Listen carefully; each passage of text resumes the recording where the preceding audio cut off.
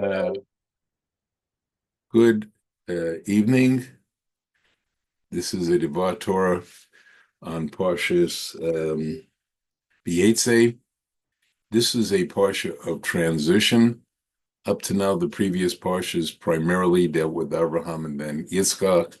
This is the parsha where Yaakov is going to become in his own. At the end of last week's parsha, he fled. He fled from Esau after getting the brachas that Esau was originally supposed to get from Yitzchak. And he first gets an encounter. He was miraculously going to go from Eretz Canaan to Haran in literally one day, but Hashem made a miracle that he wound up what is now the Temple Mount. And he then had prophetic dreams, which I'll be coming back to. And then the parsha goes on. He meets Rachel. He loves her. He works 7 years for her. Laban negotiates it. And then Laban switches the wives. And the only way that succeeded is Rachel did not want her sister embarrassed. That was reason one, the most traditional reason he gave if he had found out the deception. And the second reason was she prophetically knew that some of the tribes were supposed to come from her from Leah as well as from Rachel. And therefore she gave those signs, the signals they had. And Yaakov is furious. However, he then also gets Rachel as a wife and has to work an extra 7 years for her after they become married. The parsha then goes on about how the various tribes were born from Leah, Rachel, Bilhah, and Zilpah, the two maid servants. After 14 years of this, Yaakov wants to leave, go back there. It's Canaan, see his father, but Laban asks Rachel's father-in-law, "What do you want?" And he names the wagers.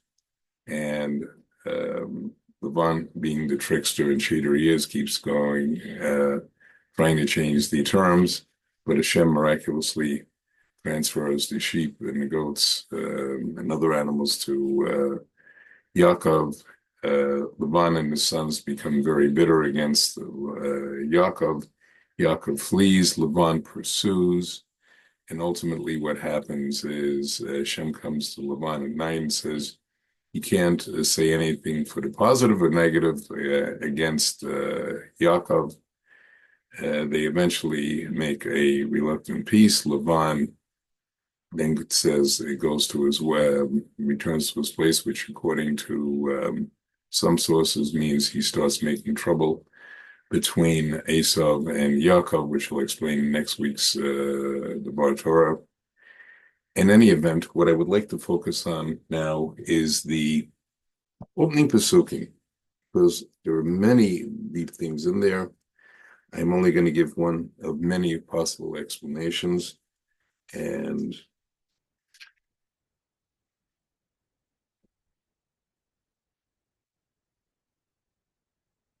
go through the first few Pesukim.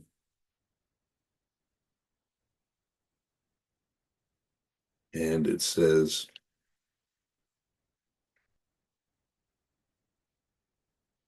this was the vision he saw, Yipaga b'makom Yelan Shaki bo Shemesh Yikak ma'avni makom ayasher ma'arishosav Nishkat b'makom hu and Yilechem Hine Sulam Matzavar Atzo Rosho Magia Shema Shama and he Malaka Okim Elehem Yeredabo. And he encountered the place and spent the night before the sun had set. And he took from them the stones of the place, which he arranged around his head and laid there in that place. And by the way, those were 12 stones all merged into one because they all wanted to be under Yaakov's head. According to some interpretations, the whole land went under his head. Now, to understand that normal time and space limitations did not apply when dealing with Hashem, and basically, of course, the land stayed where it was, but on another level, it did go under Yaakov's head, and that was vision one. And he said, and then he dreamt, and behold, a ladder was set forth, and its top reached heavenward, and behold, the angels of God were ascending and descending on it. That's vision one. Then it continues. And behold, Hashem was standing over him and said, I am Hashem, your God of Abraham, God of Isaac. The ground on which you were lying, to you I will give to your descendants. And he then tells him, your offspring are going to like the dust of the earth. You're going to spread out all over. And that he says, don't worry, I'll return you to your soil, and you shouldn't worry. Now, in a very interesting pasuk, Yaakov wakes up, and then he says,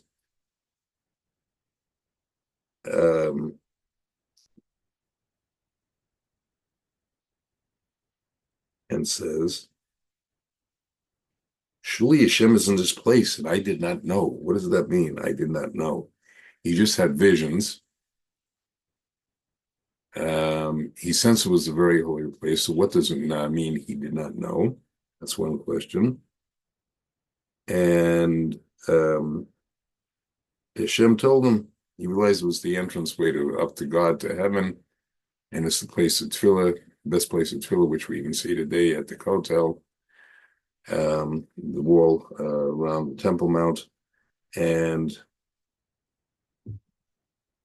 the question is, what was he afraid of? What did he need reassurance of? And when Hashem came to him, and what I'd like to explain, there were many, many interpretations. The interpretation I'm going to go with is that of Pekei Rav Eliezer, which says, Midrash collection, that what was he seeing in that ladder? He saw angels going up and down, except for the fourth angel in some interpretations. The fifth angel, I'll explain what the differentiation is on that in a minute. And those angels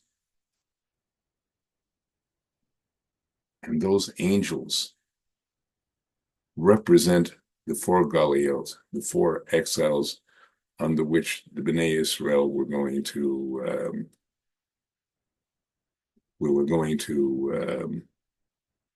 be in exile. Now, according to one interpretation, how does we see? So how long were these angels going up and down for? And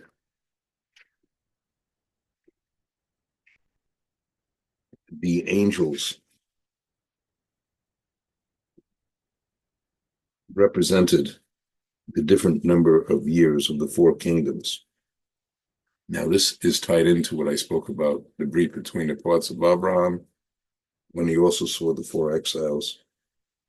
And he was shown something more deeper, that the first angel, or let's say in one case, the second angel, because the first angel represented the 210 years of exile, bondage, which started at the birth of Yitzchak, and then went down to Egypt. And then in that case, it would be the second angel. He went up 52 rungs of this ladder, spiritual ladder, and then he came back. That was the Babylonian Empire. 70, rungs. That was the Babylonian Empire. The third angel went up 52 rungs and descended. That was Persia Mede, the exile in which the Purim story takes place. The next angel climbs up 180 rungs and descends. And that's the time of the Greek exile, which we're going to be dealing with at the time of the Hanukkah story. And finally, the fourth angel, which is Asim, or fifth angel if you count Egypt, is Asim Enim Rome, and that's the exile we're still in. Now that one, the angel keeps going up. Doesn't stop, it keeps going up. Until Yaakov can no longer see it. Now, what, according to some sources, was supposed to be the game plan here?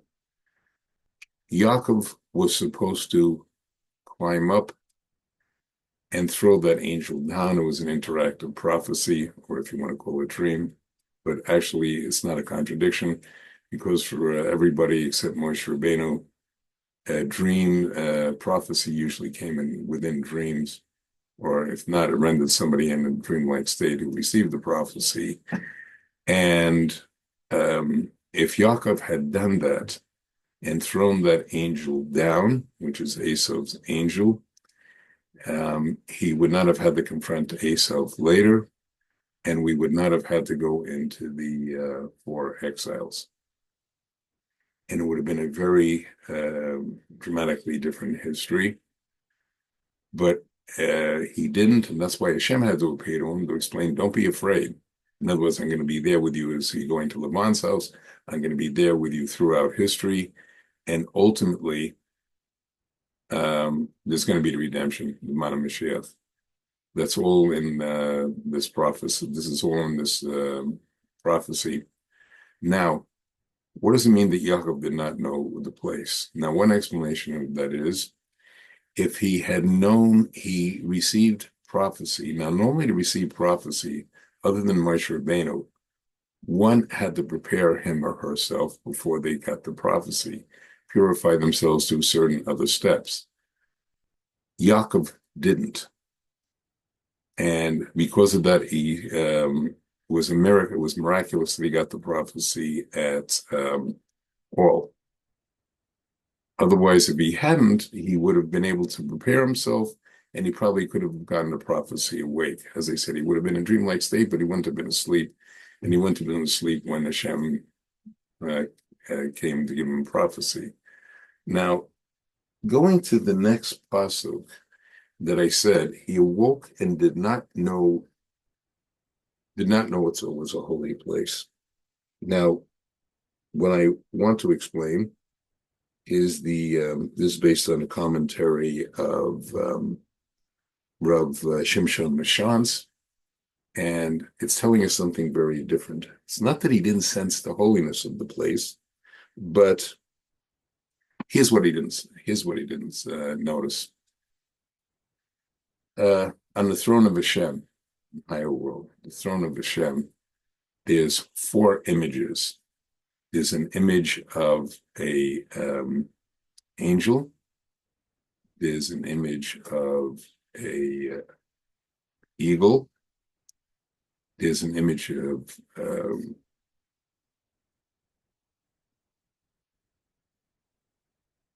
lion, and there's an image of man and man. Now, who is the man that's engraved on God's throne? It's an image of Yaakov Avinu, because from him comes the whole Jewish people, and from him and his descendants, all of us, comes the ultimate redemption. And now, interestingly enough, as the Rav Shimshon Astropoli explains, when you get to Sefer Yehezkel, when there's the famous prophecy of the chariot of fire, and the angels supporting the throne of God, and the, not to be taken literally, and the 4 angels holding up and have 4 faces. Interestingly enough, there's no angel in the 4 faces.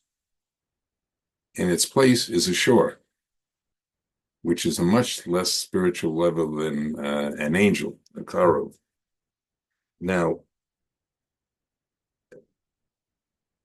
what was Yaakov not aware of, and what was he seeing there? 1 was that he was going to be on the throne. 2, it says that the ladder went heavenly. So what he got to see was these angels, the same images that Yehezkel got later, and what was he being shown? And this ties very nicely what we spoke about already.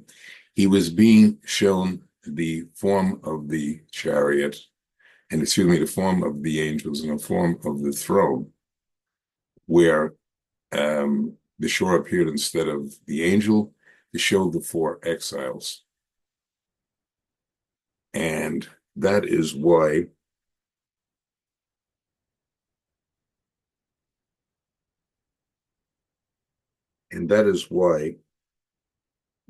we have the sulam going from the ladder going from the bottom from the land upwards, and to show us that even though there are these four exiles, Hashem is still with us. Hashem is still giving the throne. And why did the shore show up? Again, Yaakov seeing the future, because what does the shore represent? That was the tikkun, the fixing of the Egel Zahav, the sin that was going to be later. So Yaakov was giving a multi-level, multi-generation history of the world and there, and that's what he did not know. Now, I'd like to say this week, we are now starting the month of Kislev, and as we get to Hanukkah, we're again going to be having a very special time with Hashem. We're going to be seeing spiritual light, and I'd like to wish everybody a good Shabbos, Shabbat Shalom.